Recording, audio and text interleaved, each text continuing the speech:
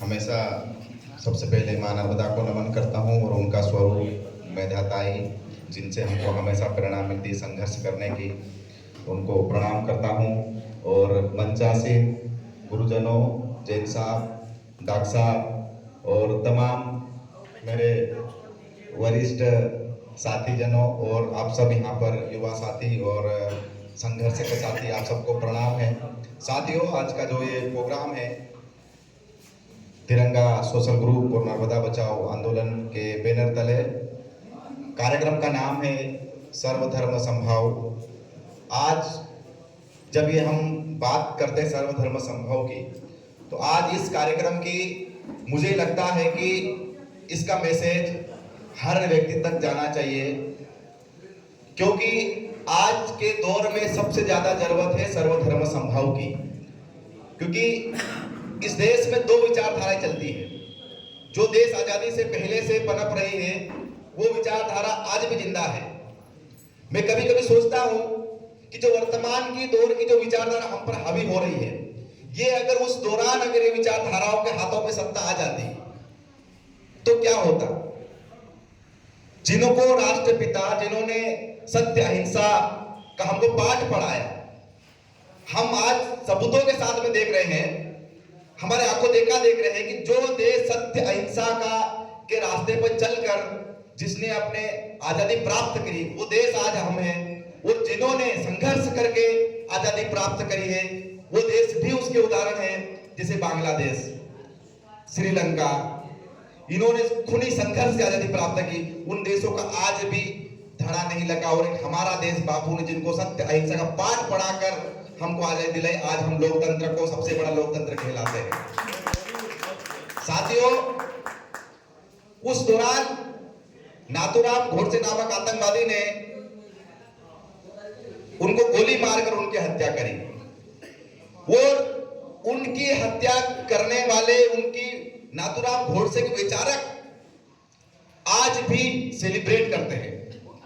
इसलिए मैंने दो विचारधारा कहा। नाथूराम गोडसे को महान बताने वाले आज के दौर में हम पर हावी है। और मैंने क्यों कहा सबसे पहले कि ये जो आयोजन जो है सर्वधर्म संभाव वाला, हर किसी व्यक्ति तक जाना चाहिए। क्योंकि हम सिर्फ एक ही चीज में खुश हो सकते हैं वर्तमान के दौर में। वो जो सोच किस प्रकार से हमारे पे हावी हो रही है, वो हमारे बच्चों को लड़वाती धर्म के नाम पर, वो हमारे बच्चों को लड़वाते जाति के नाम पर। हमें फालतू का गर्व महसूस करने पे बात करते हैं कि देखो हमारा धर्म ये है। उसका बच्चे को घर में पीने के लिए दूध भी नहीं मिल रहा है। उसके घर में जो बच्चा अपने आप को बहुत बड़ा बताने की कोशिश कर रहा है, उसका बच्चा बेरोजगार घूम रहा है, जॉब नहीं मिल रही है, महंगी वाला इतना है, लेकिन उसके दिमाग में पिक्चर इतनी खतरनाक डाल दी है कि गर्व करो हम ये है। किस बात का गर्व किया जाए वर्तमान के दौर में, आप मुझे ये बताओ। जब हम बोलते हैं हमारे देश में बेरोजगारी है, भुखमरी है,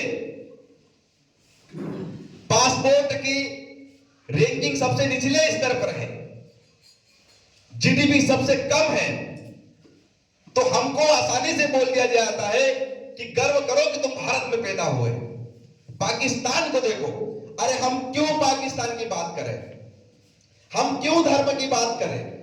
इस धर्म को, इस देश को आजादी दिलाने के लिए जितना पुरुष भागीदार था, उतनी महिलाएं भी भागीदार थी।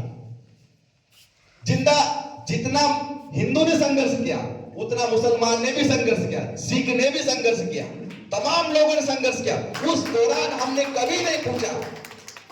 लेकिन आज की सोच वाले लोग स्पष्ट रूप से हमें दो भागों में बांटने की कोशिश कर रहे हैं।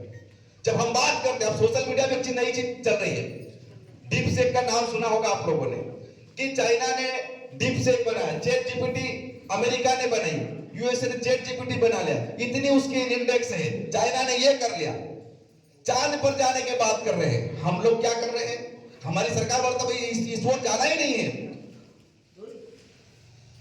चैट जीपीटी की बात हो रही, डीप सेक की बात हो रही, हमारे देश में हमारे नेता काय की बात करें, लाडली बहना योजना 2000 खाते में देंगे, वोट दे दो हमको।